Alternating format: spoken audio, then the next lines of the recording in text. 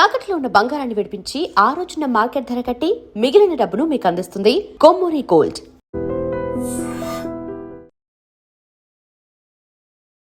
నమస్తే, welcome to I dream. నా పేరు వలి. ప్రస్తుతం లైవ్ కాల్ లో జాయిన్ అయ్యారు రిటైర్డ్ ఆర్మీ ఆఫీసర్ వివి రావు గారు. సార్ తో మాట్లాడదాం. వివి రావు గారు నమస్తే. సార్ నమస్కారం. వివి రావు గారు, ఉద్రిక్తతలు కొనసాగుతూనే ఉన్నాయి. ఈరోజు దుబాయ్ లో పరిస్థితులు చాలా ఎప్పుడు చూడనటువంటి సిచ్యువేషన్స్ దుబాయ్ లో కనిపిస్తా ఉన్నాయి సార్. డ్రోన్ దాడులు జరుగుతా ఉన్నాయి. దుబాయ్ లో నివసిస్తున్న వారు ఇబ్బందికర పరిస్థితులను ఎదుర్కొంటా ఉన్నారు. నిజంగా అంటే ఈ గల్ఫ్ దేశాల మీద జరిగినటువంటి దాడిలో దుబాయ్ బ్రాండ్ ఇమేజ్ విపరీతంగా దెబ్బతింటుంది. అక్కడ పర్యాటకం పూర్తిగా దెబ్బతింది. ఎవరు అసలు అటువైపు కన్నెత్తి చూడాలంటేనే భయపడే పరిస్థితులు ప్రస్తుతం కనిపిస్తున్నాయని ఒక చర్చ.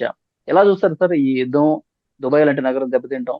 ఇప్పుడు మొత్తం మిడిల్ ఈస్ట్ లో ఉన్న దేశాలన్నిటి మీద, దాదాపు 11 దేశాల మీద ఇరాన్ కౌంటర్ అటాక్ చేస్తుంది. అందులో డౌట్ ఏమీ లేదు. వాళ్ళు చెప్తున్నట్టుగా అయితే మాత్రం అమెరికన్ బేసెస్ ఏవైతే ఉన్నాయో, లేకపోతే అమెరికన్ స్థావరాలు కానీ, వాళ్ళు ఉండే హోటల్స్ కానీ, వాళ్ళకి ఏది ఇంట్రెస్ట్ ఉంటాయి, including financial institutions like banks, water filtration plants, అలాగే బహ్రెయిన్లో వాళ్ళది 5th ఫ్లీట్ హెడ్ క్వార్టర్స్, ఇటువంటి అన్ని వాళ్ళు టార్గెట్ చేస్తున్నారు అని స్పష్టంగా చెప్తున్నారు. అలాగే వేరియస్ మీడియా రిపోర్ట్స్ అన్ని దేశాల నుంచి వస్తున్నాయి, అదే కనిపిస్తుంది. ఇప్పుడు దుబాయ్, అబుదాబి ఎందుకంటారా, ఇది ఒక ట్రాన్సిట్ పాయింట్. ఏషియా నుంచి జనరల్గా అమెరికా వెళ్ళాలనుకున్న వాళ్ళు ఇక్కడ ఎయిర్పోర్ట్లోనే వీసా చెక్ అయిపోతుంది. దాని తర్వాత ఇంకా డొమెస్టిక్ ఫ్లైట్లోనే అమెరికాలో ల్యాండ్ అవుతాం. సో ఏంటంటే అమెరికాలో వెయిట్ చేసి అక్కడ కొన్ని గంటలు గడిపే బదులు ఇక్కడే దుబాయ్లోనే, అబుదాబిలోనూ చెకింగ్ అయిపోతుంది. సో అమెరికా అంత పవర్ ఇచ్చింది ఇక్కడ ఎయిర్పోర్ట్స్కి, వాళ్ళ ఇమిగ్రేషన్ ఆఫీసులు ఉన్నాయి. సెకండ్ థింగ్, ఈ యుఏఈ అన్నవి ఫైనాన్షియల్గా చాలా డెవలప్ అయ్యారు. అమెరికన్ బ్యాంక్స్ అన్ని ఇక్కడ హెడ్ క్వార్టర్స్, మిడిల్ ఈస్ట్లో ఉన్న హెడ్ క్వార్టర్స్లో ఇక్కడ పెట్టుకున్నారు. అలాగే ఎప్పుడైతే వీళ్ళకి అర్థమైందో ఇంకా ఆయిల్ ఇంపార్టెన్స్ రాను రాను తగ్గిపోతుందని చెప్పి లాజిస్టిక్స్ ఇన్ఫ్రాస్ట్రక్చర్ మీద చాలా పార్టిసిపేట్ చేస్తారు. అదేంటంటే ఇప్పుడు చైనా నుంచి దిగుమతి చేసుకుని ఇక్కడ మళ్ళీ రీఎక్స్పోర్ట్ చేస్తారు. సో ఈ విధంగా ఒక లాజిస్టిక్స్ హబ్ లాగా తయారైంది. సో ఫైనాన్స్, అమెరికన్ బేస్లు ఉండడం, తర్వాత అమెరికన్ ఇంట్రెస్ట్లు ఉండడం, ఇవన్నీ కలుపుకొని చూసి ఇది ప్లస్ ట్రాన్సిట్. సార్ ఇప్పుడు అమెరికా కార్యాలయాలు, అమెరికా ఎయిర్ బేస్ పాయింట్స్ ఏవైతే ఉన్నాయో వాటిని టార్గెట్ చేయాలన్న ఉద్దేశం ప్రధానంగా కనిపిస్తుందా, లేకపోతే వీళ్ళు వాళ్ళకి ఆశ్రయం కల్పిస్తున్నారు కాబట్టి వీళ్ళకి ఈ విధంగా శాస్తి జరగాల్సిందే అన్న దాంతో దాడులు జరుగుతూ ఉన్నాయా?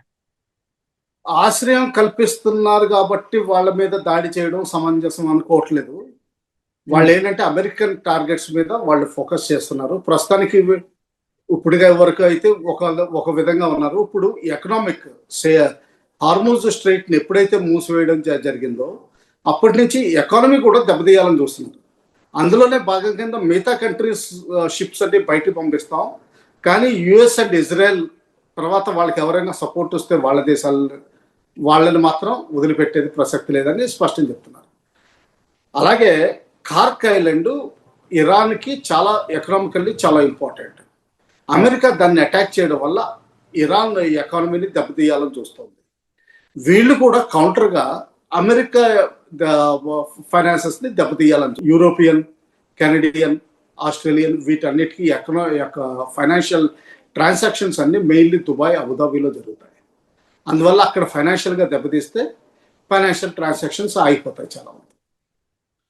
యాజ్ ఇట్ ఈస్ ఆల్రెడీ ఈ బిట్ కాయిన్ ఇటువంటి కరెన్సీలు ఏవైతే డిజిటల్ కరెన్సీస్ ఏమన్నాయో విపరీతంగా పడిపోతుంది. పెట్రోల్ డాలర్ మాత్రం ఇంకా మెయింటెనెన్స్ అవుతుంది.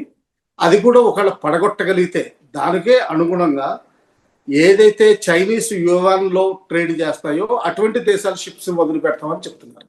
అంటే ఏంటంటే పెట్రోల్ డాలర్ కంటే ఆల్టర్నేట్ కరెన్సీ ప్రమోట్ చేయాలని చూస్తున్నారు. ఈ విధంగా అమెరికాని ఆర్థికంగా కూడా దెబ్బతీయాలని చూస్తున్నారు. బహుశా వాళ్ళు కొంతవరకు సక్సెస్ఫుల్ అవుతున్నట్టు కూడా లెక్క పెట్టుకోవచ్చు. ఎందుకంటే ఈ రోజుని బ్రిటన్, ఫ్రాన్స్ ఈ హార్మోజ్ జలసంధిని ఓపెన్ చేయడానికి అమెరికా చేసిన రిక్వెస్ట్ని త్రోసిపుచ్చినాయి. అంటే ఏంటంటే వాళ్ళు పార్టిసిపేట్ చేయదలుచుకోలేదు.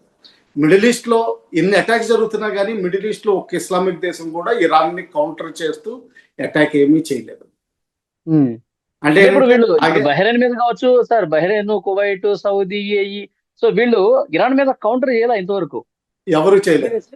ఉమ్, అంటే ఏంటంటే ఉమ్మా కాన్సెప్ట్ ఒకటి, తర్వాత ఏంటంటే వాళ్ళకి యుఎస్ఏ సపోర్ట్ వాళ్ళు తీసుకుంటున్నారు కానీ యుఎస్ఏకి సపోర్ట్ ఇచ్చే అంత పరిస్థితి వాళ్ళు కనిపించట్లేదు. అదే ఒక ముస్లిం దేశానికి ఎగ్నెస్ట్. అదే ఉమ్. ఇజ్రాయెల్ మీద చేయడానికైతే సపోర్ట్ వస్తారు, కానీ తోటి ముస్లిం దేశం మీద వచ్చే అవకాశం చాలా తక్కువ కనిపిస్తుంది. ఓకే. కానీ ఇప్పుడు తాజా పరిస్థితులు చూస్తుంటే సార్, ఇది ఎక్కడా వెనక్కి తగ్గట్లేదు, మధ్యవర్తిత్వం ఉండేవారు, చర్చలు జరపట్లేదు, ఎప్పుడు అవుతుందో తెలియట్లేదు, పరిస్థితులు దిగజారిపోతున్నాయి కదా సార్. అవునండి, ఇప్పుడు ఏం చేస్తాం, మామూలుగా వీళ్ళు రంగంలోకి దిగారు, ముగించాల్సింది ఎవరొకళ్ళు. దానికి చర్చలకి ఇరాన్ తయారుగా ఉన్నారని చెప్తోంది. కండిషన్స్ పెట్టారు, మనం 3 hours అంటున్నాం. ఆ 3 hour కండిషన్స్ మీట్ అయితే మేము ఒప్పుకుంటామని చెప్తున్నారు. అందులో ఫస్ట్ది ఈజీ లేకపోతే కొంచెం కష్టం. ఫస్ట్ది ఈజీ, సెకండ్ది చాలా నెగోషియేట్ చేయాల్సిన అవసరం, ఎందుకంటే ఏదో రిపరేషన్స్ నష్టపరిహారం అంటారా? ఎక్కువ అడుగుతున్నారు. రీఅష్యూరెన్స్ అంటే ఇచ్చేస్తారు, దాని తర్వాత ఎప్పుడైనా సరే డిఫై కూడా చేయొచ్చు, దానికి ఈజీ, బ్రేక్ చేయడం ఈజీ అవుతుంది. సో ఆ విధంగా వాటర్ వార్ఫేర్ ఇంకా మొదలవలేదు. ఆ వాటర్ వార్ఫేర్ ఈ ఎకనామిక్ వార్ఫేర్ తర్వాత మొదలవుతుంది. వాటర్ ప్లాంట్స్ అన్నింటినీ డిస్ట్రాయ్ చేస్తే మిడిల్ ఈస్ట్ లో తాగడానికి నీళ్లు దొరకవు. అది ఆ విధంగా స్కాచ్ డెత్ పాలసీ కూడా చేయొచ్చు ఫ్యూచర్ లో. ఓకే. సార్ ఇప్పుడు దుబాయ్, అబుదాబి ఇక్కడికి వెళ్ళటం సేఫ్ కాదంటారా? మన తెలుగు వాళ్ళు కావచ్చు, మన దేశం నుంచి ఎవరైనా సరే ఇప్పట్లో ఆ ప్రయాణాలు పెట్టుకోవడం మంచిది కాదంటారా? 200% అక్కడికి వెళ్ళాల్సిన అవసరం లేదు. తర్వాత అక్కడ ఎకానమీ సరిగ్గా నడుస్తున్నట్టు కూడా రిపోర్ట్స్ కరెక్ట్గా రావు, కానీ అక్కడ ఎకానమీ కూడా సరిగ్గా నడవదని. కనీసం 5-6 డ్రోన్ల అటాక్లు రోజు జరుగుతూ ఉంటాయి, తర్వాత మిసైల్స్ ఫైర్ అవుతుంటే, కొన్ని చోట్ల మాపక దళాలు వాళ్ళంతా ఫైర్స్ని కంట్రోల్ చేస్తుంటే, అటువంటి టైంలో దుబాయ్ అసలు ఫ్లైట్సే లేవు. దాదాపు 4400+ ఫ్లైట్స్ క్యాన్సిల్ అయిపోయినాయి అని చెప్పి ఈరోజు ఏవియేషన్ మినిస్టర్ చెప్పారు. అందులో 1200 పైగా ఫారెన్ నుంచి మనకు వస్తున్న ఫ్లైట్స్, మిగతావన్నీ మన దేశం నుంచి వెళ్లాల్సిన ఫ్లైట్స్. సో అంత క్యాన్సిల్ అయిపోయినాయి అంటే దాదాపు 5 to 7 lakh ప్యాసింజర్స్ క్యాన్సిల్ అయిపోయారు. సో అటువంటి సమయంలో ఫస్ట్ టికెట్ కొనడం డబ్బులు వేస్ట్ అవుతాయి, ఎందుకంటే మనీ ఎక్స్పెండిచర్ ఎక్కువగా ఉంటుంది. దానికంటే యుఎస్ఏ వెళ్ళాలంటే మీరు Lufthansa, British Airways, American Airways అటువంటి ఎయిర్లైన్స్ని చూస్ చేసుకోవడం బెస్ట్. కొంతవరకు స్విస్ ఎయిర్వేస్ ఇటువంటివి కూడా పర్వాలేదు. అది సార్ ఇప్పుడు ఈ గల్ఫ్ కంట్రీస్ ఒత్తిడి తేవటంలో ఎందుకని వాళ్ళు వెనక ముందు అవుతా ఉన్నారు? యుఎస్ మీద కానీ, ఇజ్రాయెల్ మీద కానీ వాళ్ళు దుబాయ్ కూడా అంత పెద్ద సిటీ, ఇప్పుడు వాణిజ్యపరంగా చాలా సూపర్ కార్యకలాపాలు చేసేటువంటి సిటీ, వాళ్ళ బ్రాండ్ దెబ్బతింటుంది కదా సార్, అయినా కానీ ఎందుకు పట్టించుకోవట్లా? బ్రాండ్ దెబ్బతిన్నంత మాత్రాన అది రెస్టోరేషన్ పెద్ద కష్టం కాదండి. ఎప్పుడైతే నార్మల్సీకి వస్తుందో వెంటనే వితిన్ 1 week ఎప్పుడు అన్నం తిన్న వాళ్ళలాగా వీళ్ళందరూ అటాక్ చేయడం మొదలు పెడతారు. అక్కడ టూరిజం మళ్ళా వచ్చేస్తుంది. కానీ టూరిజం దెబ్బతిన్నంత మాత్రాన అటాక్ ముందర వాళ్ళకి పవర్ ఏముందండి, వాళ్ళకి ఆర్మ్ ఫోర్సెస్ ఉండవు, మిసైల్స్ లేవు, అట్లాంటి గన్స్ అవన్నీ ఉన్నా కానీ నామాత్రంగానే ఉంటాయి, చిన్న చిన్న ప్రిన్సిపాలిటీస్. వాళ్ళు నిజంగా ఇరాన్ మీద ఫైట్ చేయగలిగే అంత కేపబిలిటీ లేదు వాళ్ళకి. ఇరాక్ కొంచెం ఉంది, అది ఏంటంటే అమెరికన్ ఆక్యుపేషన్లో ఉంది. సౌదీ అరేబియాకి ఉంది, కానీ సౌదీ అరేబియా అటాక్ చేసిన రోజుని వాళ్ళ ఆయిల్ ఫీల్డ్స్ని హౌతీస్ అక్కడ దక్షిణాన్ని నుంచి అటాక్ చేస్తారు. సో అరామ్కోని ఆల్రెడీ ఓ శాంపుల్ చూపించారు ఫస్ట్ సెకండ్ డేనే. ఆ శాంపుల్ చూడగానే సౌదీ అరేబియా చెప్పండిపోయింది.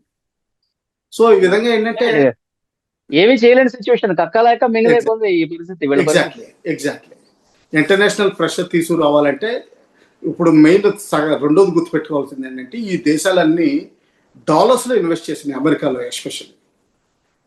అదే యుయాన్ చైనీస్లో కానీ లేకపోతే జపనీస్ ఎన్లో కానీ ఇన్వెస్ట్ చేసి అక్కడ ఇన్వెస్ట్ చేసి ఉంటే సరిపోను, అన్ని డాలర్స్ రూపాయన ఉన్నాయి. సో అమెరికా ఏం చేస్తుందంటే ఇవన్నీ ఫ్రీజ్ చేసేస్తుంది. ఒకవేళ ఎవరైనా సరే యాంటీ అమెరికన్ యాటిట్యూడ్ చూపిస్తే, ఏమాత్రం చూపించినా కానీ ఫ్రీజ్ చేసేస్తుంది. ప్లస్ ఈ కంట్రీస్ అన్నింటిలోనూ అమెరికన్ బేస్లు ఉన్నాయి. ఒకవేళ ఇండిపెండెంట్గా ఫారిన్ పాలసీ కానీ మిలిటరీ పాలసీ కానీ ఫాలో అవ్వాలన్నా కానీ అమెరికా చెయ్యనవ్వదు. చూద్దాం సార్ ఇది ఎంతవరకు పోతుందో ఏంటి, దాని తర్వాత పర్యవసనాలు ఎట్లా ఉంటాయో మళ్ళీ మాట్లాడదాం. Thank you very much sir. నమస్తే. And for more videos, Please subscribe to iDream. Please subscribe to iDream. Please subscribe iDreams. And please subscribe to iDream. For more videos, subscribe to iDream. Please like, share and subscribe to the channel. Congratulations, iDream. Subscribe to iDream. Subscribe to iDream. so subscribe to iDream Media. iDream ki iDream team andarki huge congratulations. Please subscribe iDream Media. Please subscribe to iDream. Subscribe iDream. Please subscribe to iDream. iDream అంటే నా కళల ఛానల్ను subscribe చేసుకున్న నోరు తిరుగుతలేదు, మీరైతే గంట గుర్తు కొట్టండి. For more such videos, please subscribe to iDream. Subscribe to iDream. Please subscribe to iDream. Please subscribe iDream Media. Please do subscribe to iDream. Please subscribe to iDream Media. For best entertainment and information, please subscribe iDream. And don't forget to subscribe to iDream.